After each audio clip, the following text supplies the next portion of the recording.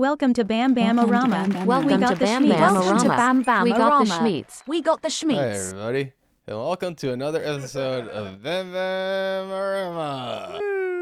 I am Adrian Estrada, I am Jackson Grist. and we're here to... Okay, I can't do that. That sounded like that was difficult. Did you ever see that movie? Was it yesterday? Yeah, I never saw it, but that's what it's called. You know what I'm talking about? When He like writes the Beatles music. he writes the Beatles music because for some reason he turned into a parallel universe where the Beatles never existed. Yeah. And then somehow, except for there's like 3 people other than him that do. He's a fraud or whatever. Yeah, I'm sorry. That's a spoiler. And so spoiler alert. I'm not going to tell the ending. So what's your favorite Beatles movie? What's my favorite movie? Beatles movie. I'm just kidding. I've never seen. I don't think, as much of a Beatles fan as I am, I don't think I've watched any of their movies. I'm pretty sure Captain Kirk quotes the Beatles or sings the Beatles in one of the movies, but don't quote me on that.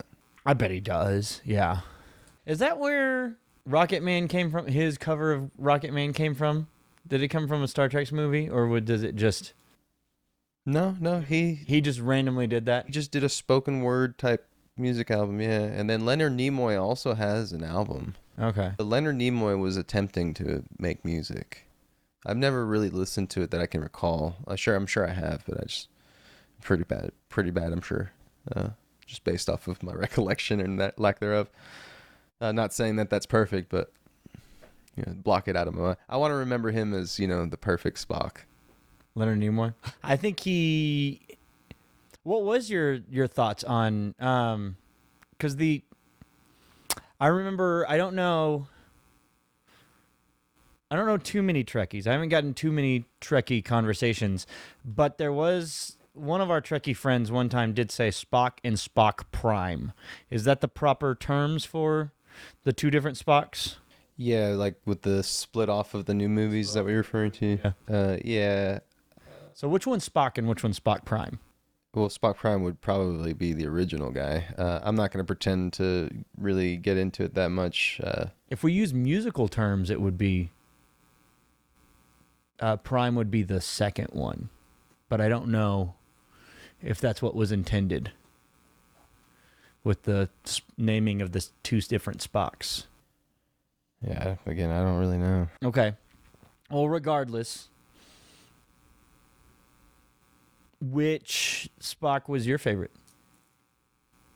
You already said it was Leonard Nimoy, huh? So Nimoy Spock sold as original Spock and billed in the movie as Spock Prime.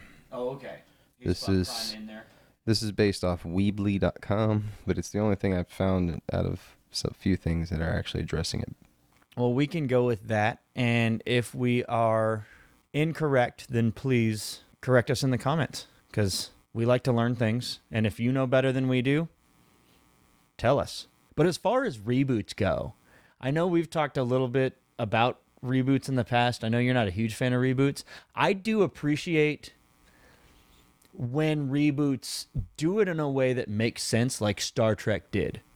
And oddly enough, like the Mortal Kombat series does when it does a reboot. It still fits in the timeline. It's just a changing of the timeline, I guess you would say. Right, and I guess if I'm really going to scrutinize myself and, not trying to redact something, but, put real parameters around, my statements like that, reboots don't suck. What's happening sucks. Usually. Right now. But more importantly, if we're talking about, the foundation of storytelling, people should be working on fixing the sequel. Right. We shouldn't be concentrating on rebooting it. If everybody's such a good writer in that case, right? Why aren't the sequels better? That's a good question. And that to me is one of the big arguments against, where we sit. But that's all just fundamental. I mean, the reality is that we're talking about a club that was around way before we were around. Very much so. And to get into that club, you play by their rules. Yeah. But thanks to YouTube and the Netflixes and the bigger companies that are not based out of that club and their little rules and, gates, because in the end that's what it is, and that's just, just like the Louis C.K. joke, where if you don't like it, go build your own. You know what I mean? Well, sure. I'll take that too. There's a little bit of that too, I think, and I think that's kind of what happened. And I know we kind of got into it, but when Danny McBride did the direct sequel to the Halloween franchise, where he ignored all the other sequels, and because there's 3 fucking timelines now in Halloween, all based off of the first one, and then an alternate universe with Halloween 3, right? 2 alternate universes. Excuse me, because there's Rob Zombie and Halloween 3. But Danny McBride did the direct sequel to the first one. I think a lot of that had to do with not necessarily like someone trying to make Danny McBride doing something. I think he was just like, I really like Michael Myers, and I really don't like what they did with him. Yeah. So, but I don't want to reboot the whole thing. I like the first movie, and I'm going to try to do something that I enjoy. It felt more like a Halloween movie than something has. The first 2 he did, yeah. Well, the first one is what I'm referring to, but yeah. Oh, the first one, yeah. That's the only one I've seen, to be honest. Oh, yeah. But yeah, I mean, and I think that's the thing, is I don't think I'm the only one that feels the way I'm speaking. I think no, you're not. I think that if someone gets offended by the things I've said, they've either glamorized what that club is, and let's just be realistic, the club is Hollywood. I'm not, totally, yeah. gonna dance around like, ooh, big bad Hollywood. And I'm not even saying that. I mean, again, in the end, I feel, well, if you don't like it, go make your own. Well, that's what we're trying to do, right? And I think it depends, though. I do think there are definitely moments where Hollywood seems to be, definitely weaseling in. I say there's definitely moments. There's more often than not, Hollywood is like, we know this character makes money. Right. We're going to reboot that franchise because we know people are going to go see it. I'm just defending Danny McBride a little bit because I think he wanted to do that. He was like, yeah, I want to make my Mike Myers movie. And I think that happens, but it definitely doesn't happen as often as it should or could. And I don't think you've seen it yet, but the new Teenage Mutant Ninja Turtles, to me, felt like Seth Rogen wanted to do that.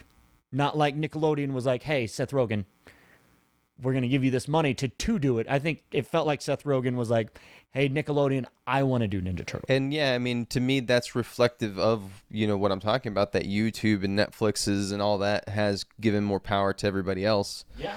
Because, I mean, the reality is that more recently than people, I guess, think about, or I don't know what the deal is, but Weinstein was in charge of a lot of what was happening. You know what I mean? So why is everybody why would anybody act like what I'm saying is not true? You know what I mean? No, yeah, what you said is true. And I mean, to be honest, because you're right, even though there's reboots I liked, and I won't lie, my heart was a little offended when you said reboots were lazy writing, but you're also correct. It is correct. Listen. Like, it is. It's okay to say something that's not inherently negative. Yeah. Lazy writing doesn't mean you're bad writing. Right. But the lazy writing has become bad writing. A lot of the times, yeah. In some cases. I'm just going to, be diplomatic about it, because I'm not a professional Hollywood writer. Yeah. I'm not an educated Hollywood writer. You know what I mean? Et cetera, et cetera. And I know there's plenty of people out there that are just did some grind and got to where they're at because they're talented too. I mean, even on that note, there's famous musicians that don't know an ounce of theater. Oh, I mean, especially in like the pseudo-punk world. And I say it like that because it's not the same thing it used to be. So, I mean, yeah, you don't have to be educated in what you're doing to be successful. Right. And so it's just one of those things. It's, to wrap it back up into a nutshell, it's we accepted a starting point of mediocrity. And I know I'm saying this again, almost verbatim, that's just snowballed into, I mean, Idiocracy was right. Oh, it was. Very much. And I'm not saying that the writers are dumb. That's not what I'm saying. And I'm not even saying that everybody's dumb. I'm saying that the nuances of that movie are hitting spot on. Can I tell you one of my favorite fun facts. I don't know how true this is, but one of my favorite things that I heard about Idiocracy earlier this year. Idiocracy, and this would come from the costume designer, I believe, found a shoe that they thought looked so god-awful and so stupid that it would go nowhere, and that it would make perfect sense for these complete morons and idiots to wear this shoe. Do you know what shoe that is? Crocs. Which I have, and I don't generally wear them in public, but I like to wear them. I wear them around the house or when I go outside because they're easy to throw on, and I'm always barefoot in my home. If I could be barefoot outside and not step on rocks and glass, I would much rather do that. But I mean, still, regardless, Crocs are now a very accepted shoe. Yeah. And it's just funny to me. Yeah, so I do remember this one. What it is that Idiocracy didn't have a lot of costume budget. And you can tell throughout the movie, which is great. It gives it kind of the colors that they use in is really good because it's almost like a kid with something shiny, like everyone's real colorful. But the costume designer, she didn't make them, or he, I don't recall if it doesn't matter. The costume designer didn't make them. They were like, we need something cheap, and at this time Crocs were not known. They were not at all. And it's really just foams of some sort molded into these, or some rubber type, I don't know. They feel as cheap as they used to be. You know what I mean? And that's not like derogatory use of the word cheap. I just mean cost effective in that sense, which in turn they've turned into they can sell them for what, $60 a pair now? I think so. I'm going to tell you right now, I'm about to spend $60 on a pair of Crocs. And to me, that's just, I want to go walk off a cliff. It's just crazy that they've gone from the $15 bin to $60 pair. I mean, a regular pair of Crocs is like $40, but there's special edition. Sure. $60. Which ones are these that you're? Yeah. Chewbacca. Do they have hair on them of any sort, or is it just paint? It's paint, but they are fleece lined, so so they're comfier. Yeah, for winter. Man, I hope it's like really soft stuff. That sounds comfy, right? But I will say this too. After doing the Power Rangers stuff, if I ever have to make bulky costume, that's gonna be my foot foundation. Is a Croc. Croc, hell yeah. Because even if I have to hide that in a mold of something, you can get your foot in there. Yeah. So for those of y'all who don't know what Adrian's talking about, my music project, Jackson's Lost Cause, we did a Power Ranger spoof music video. It's on the YouTube channel. So after you're done listening and or watching, please go watch it. And for my Megazord or Mega Jackson costume, Jackson Zord, what did we end up naming it? I guess it would be the Jackson Zord, right? Yeah, I think it was Jackson Zord is what I landed on. We used an old pair of Crocs that I think I used actually for my Fat Thor Halloween costume. They were kind of dirty. Yeah, they were dirty. They were old. They're in the garage. We could always go. We could pull them off. Yeah, so we used them as the foot foundation. Yeah. It was a really good idea. And I think you're 100% correct. I think that's a great foot foundation to go with. Yeah, because they're pliable enough that if you're using them to make, like, let's say a monster foot, you can put some form of anchor, even if you're making your own anchor. And, we've got some ideas in the future. We're going to be messing around with some, not necessarily just prosthetics, but costume design. Absolutely. Somebody you're going to get to see next week, Grant Guest, is actually going to help us tremendously with some of that. And we're going to be diving a lot more into actual, like, the weird parts. Not weird parts, but the, I guess, less flattering parts of independent filmmaking. I guess, yeah. Where you have to figure out how to make something look good enough. If you haven't seen the Alien sketch, I spent a day and a half, not full hours. Let's think maybe 8-7 hours worth of physical labor on that alien, and it's a piece of shit. It still kind of looks like It looks like and respectively, I was aiming for a piece of shit. I'm not degrading myself or talking down on myself, but what I'm saying is that you can put a lot of work into something and still come out with a piece of shit, even if it's what you're. And if you don't have people helping you, you're gonna have a bad time, I think. Sure. So very grateful for Grant Guest. We kind of started talking about reboots. So if you were to pick a reboot outside of Star Trek, because I know you liked the Star Trek reboot. I don't Right. like them. I just don't hate them. I feel like they did more justice to my favorite sci-fi than the Star Wars sequels did to y'all's favorite stuff. More often, someone else's say. I mean, honestly, especially with the sequel trilogy and Episode 1. I will 100% give you that. I know a lot of people want to shit on Episode 2. I think Episode 2 had its problems. It's like 50% a good movie and 50% a bad movie, which in essence, it's really kind of a bad movie, right? But yeah, I completely agree with you. But outside of Star Trek, if you were to pick a reboot that you enjoyed, that you want to sit down and watch, like we turn off the cameras and we go to the living room and sit down and watch it, what would it be? Series or movie? Oh, I don't care.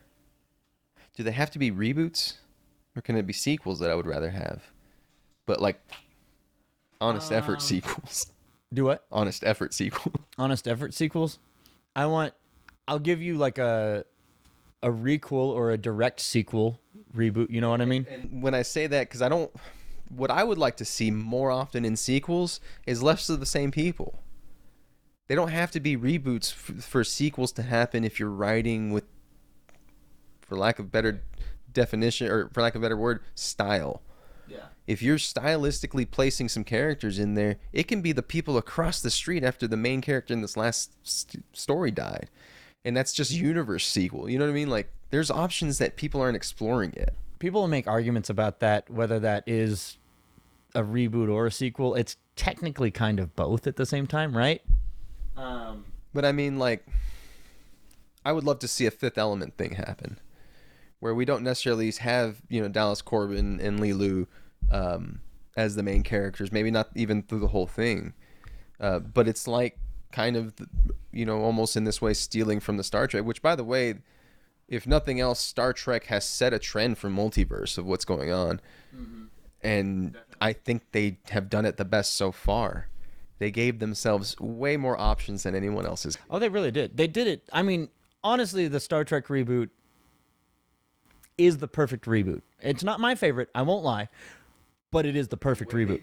It's spot on. It's fucking genius. And it's a testament to what I'm kind of talking about, at least I think in theory, is having one of the original characters guiding the new people into existence. Oh, yeah. And so if you do something like that with, for instance, Fifth Element, where Corbin and Lilu are there, but not constantly present, and also not jump-in present.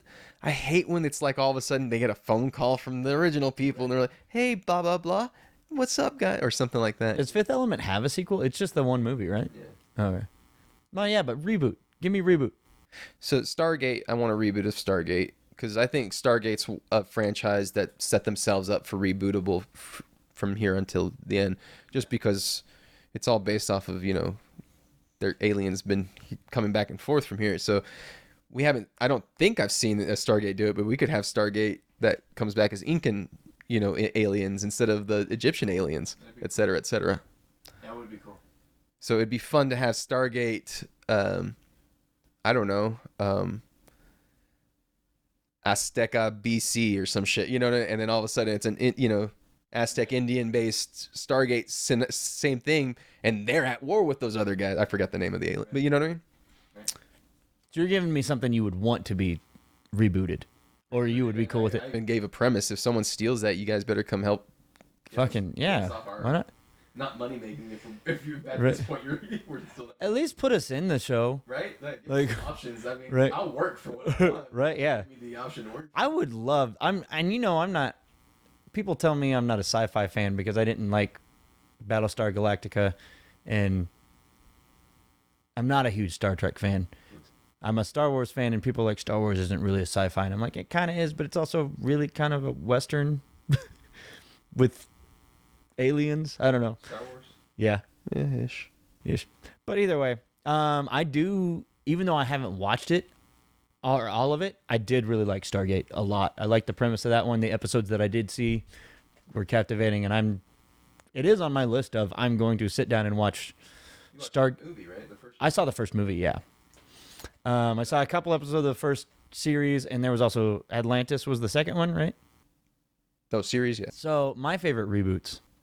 I love the way Mortal Kombat reboots their stuff because they've done it twice now, and they've done it in a way that makes sense. Like so, Mortal Kombat 10, or I can't remember which Mortal Kombat it was. Yeah, X 10 did a reboot where Raiden went back in time to try to fix things, and now Liu Kang earned being a god, so now this is the world he gets to create because he's now a god. I really like the way they do that thing, which is kind of taking a page from Star Trek's book, just putting their own spin on it.